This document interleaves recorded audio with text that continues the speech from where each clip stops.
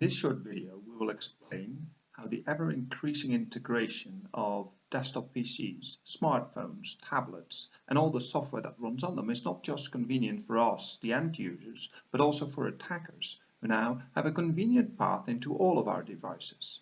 And we will see how they can use that to bypass two-factor authentication and do all sorts of other nasty things. Let us first look at how we can install apps today. This is not the attack, it just shows you the integration that makes the attack possible. We have a regular Windows installation and we start up Chrome. Then we go to Google and we go to the Google Play Store. We select an app, in this case Smart News. And we say that we want to install it. Notice that we can set all the permissions for the app. And if we press Install, we can install it on any device that we own that is associated with our Google account. In this case, our smartphone. Okay. We press OK and the app will be installed on our smartphone.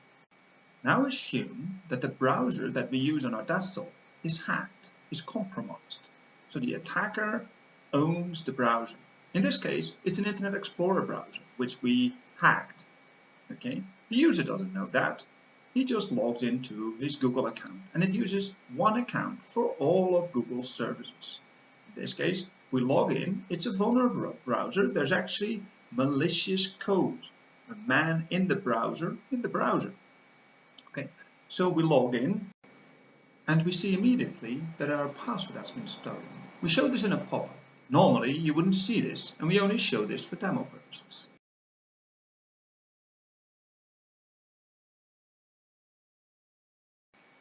Moreover, as soon as we click anything on the page, we see that this token is displayed. This is a token that means that we're interacting with the Play Store. Essentially, the token is required for all these interactions, all the requests that go to the Play Store. And it means that behind the scenes, the malware, the malicious code, is interacting with the Play Store. We don't see this except for this pop-up, which we only display for demo purposes.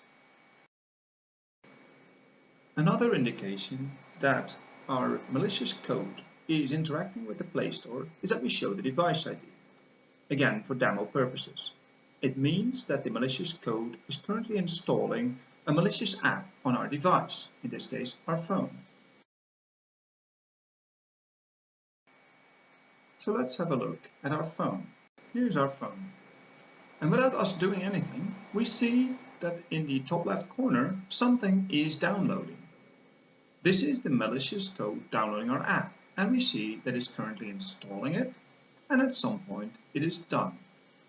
Now the app still needs to be activated, but this is easy. If the icon is attractive, the user will click on it and activate it. But even if not, then you can activate the app, for instance, from the browser by replacing bookmarks, and as soon as the user uses a bookmark, the app will be activated. We think this is crazy. We basically allow a compromised browser to install any app with any permissions on any device we own. Surely Google shouldn't make it that easy. Remember, this app can do anything. Read your sensitive data, your pictures, turn on location tracking, read your SMS messages, and so on. As an example, say the attacker wants to update your PayPal app. In this case, the app looks around, sees that PayPal is installed, and pops up a message saying that PayPal has to be updated. In fact, it will do a reinstall. So the user clicks reinstall and confirms that this is really what he wants, uninstalls the previous version of PayPal, and then reinstalls the new version. Okay. The new version, of course, is exactly the same as the old version of PayPal. It has all sorts of permissions, but it has some additional functionality. It's a so-called repackaged version of PayPal. The PayPal version that we install will actually steal the credentials of the user. Here we see an example.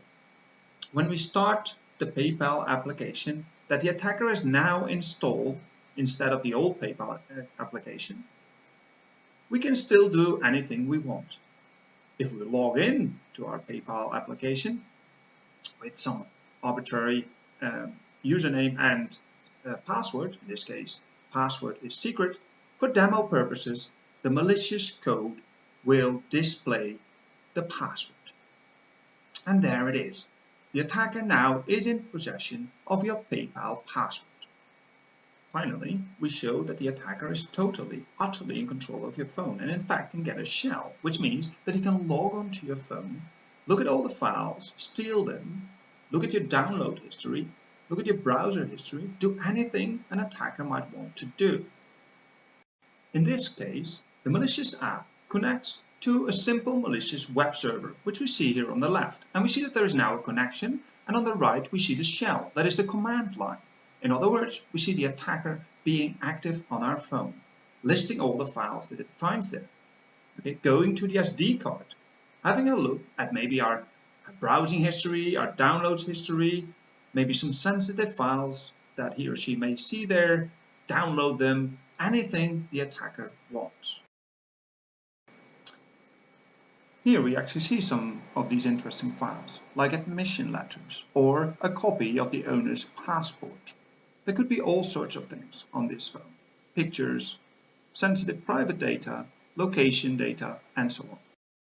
We emphasize again that this attack was made possible by the relentless push toward seamless integration, or thoughtless integration, as we should probably call it, by companies like Google, who want to make everything easier. Google's not the only one. Our intentions are good, and we hope that Google will fix this bug. In general, we like Android. We just think that security should come first and not as an afterthought.